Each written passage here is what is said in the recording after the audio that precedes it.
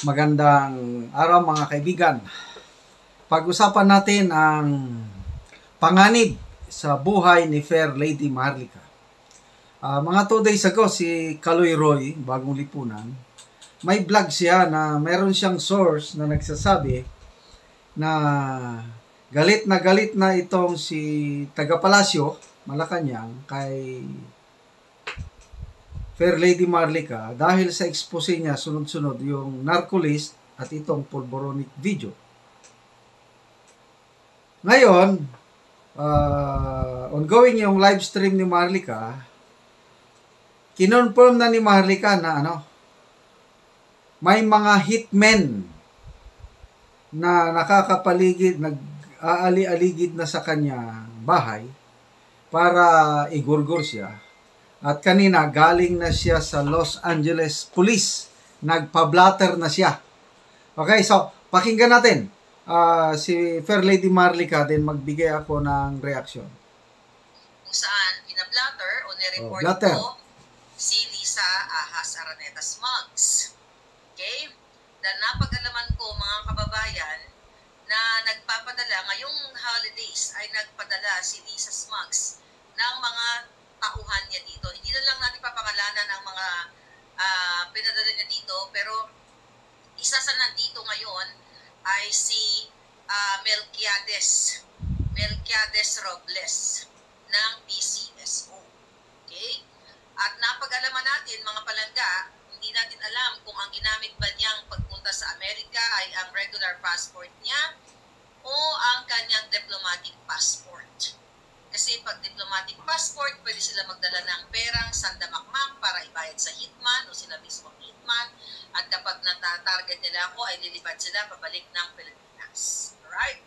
So, napag-alaman natin mga kababayan, mga palangga, na hindi lang iisa ang mga nandito ngayon na mga taong gobyerno ni Lisa Smugs at may dalang huge amount of money. Kailangan malaman ng taong bayan at ma-preempt ang kahayupan ng babaeng ito.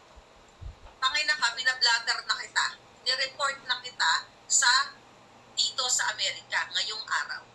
Inireport ko mga kababayan ang pangalan ni Lisa Smugs at lahat ng mga possible niyang, mga posible niyang gagamitin ng tao. Hindi na lang natin sila babanggitin ng pangalan, pero mahaba ang listahan ko na inireport po natin kanina sa Los Angeles Police. Okay? Na kapag may nangyari sa akin, okay? At ang napag-alaman kasi natin mga palangga na informante galing sa ating puting ahas sa Pilipinas, mga kababayan, ay nagpapa-surveillance dito si Lisa Smugs. So, hindi natin alam kung sino sa inatasan ni Lisa sa dami niyang pinadala, kung sino ba ang magbabayad sa hitman. Si Melquiades ba? O kung sino pa man. Okay? Kasi hindi lang isang tao ang nag-confirm sa akin na may mga nagbabakasyon ngayon dito sa Amerika. Bakit ka magbabakasyon?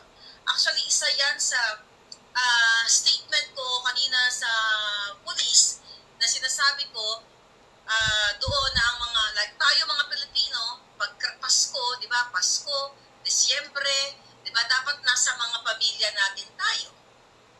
Itong mga taong inutusan ni Lisa Smugs na magbakasyon, mag-hire ng hitman at kung ano pa man, ang pamilya nila ay nasa Pilipinas. So, in-explain ko itong mga palangga. Kasi, isa doon sa mga question, yung suspected, yung ano yung mga suspected crime kaya na pwede niyang gawin sa akin.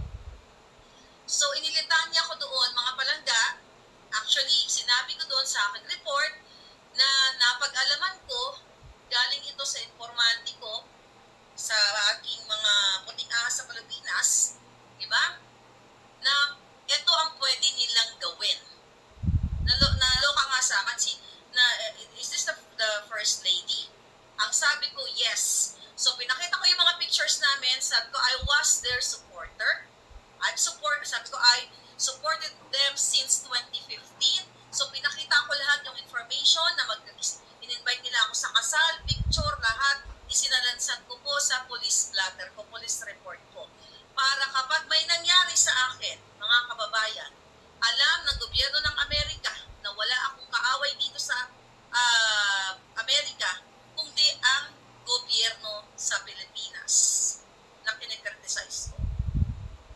So, ipinalawanag ko lahat kung paano ako nag-start na makilala itong mga taong to at na-amaze, yung nag-asikaso sa akin na police na-amaze dun sa mga pictures na pinakita Okay, ko. so at least alam na natin ha.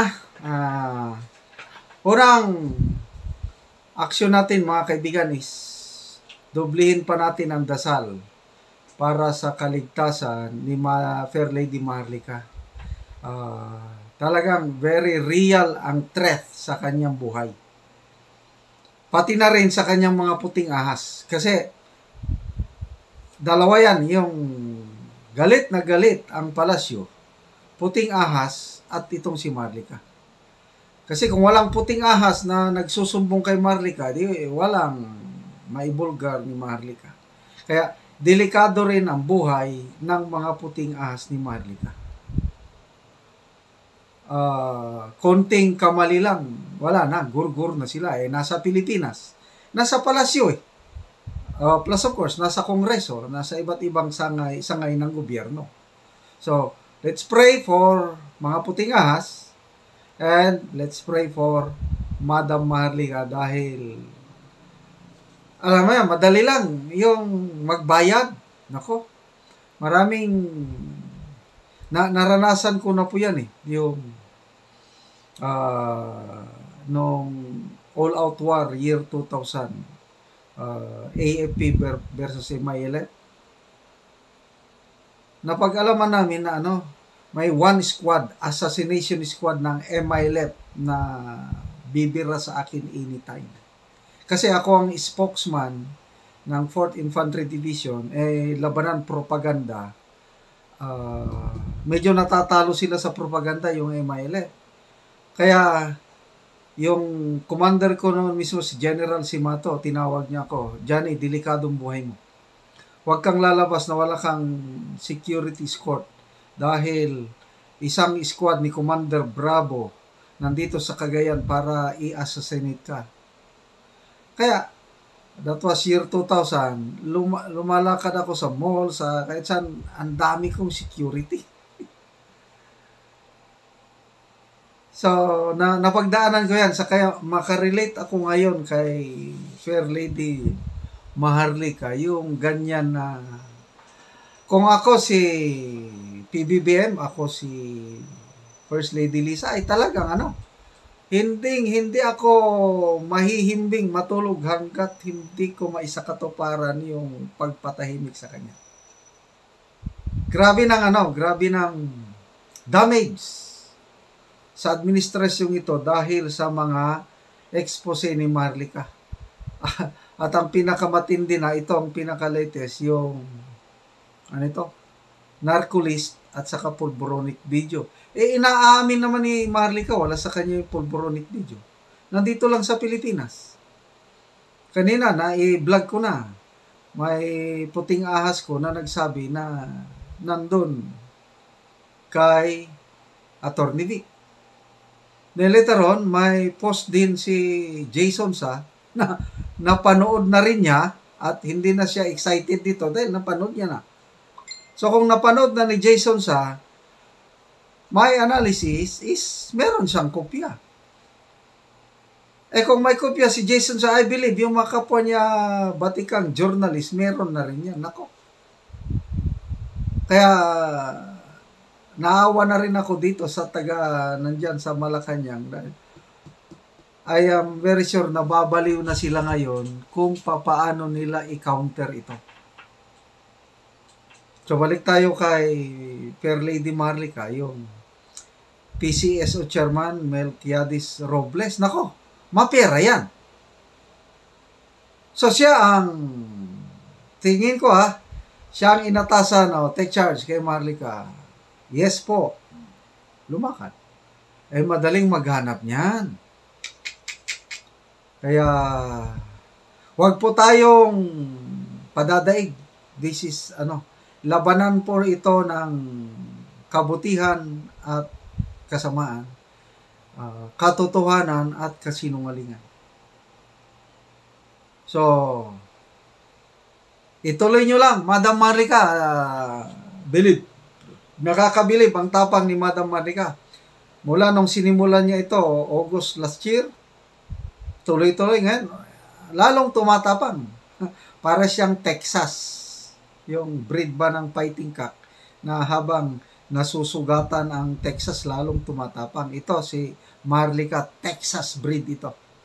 Fight, fight, fight, go, go, go, Madam Marlica, nandito lang kami sa likod mo, sa tabi-tabi mo, sumusuporta sa iyo.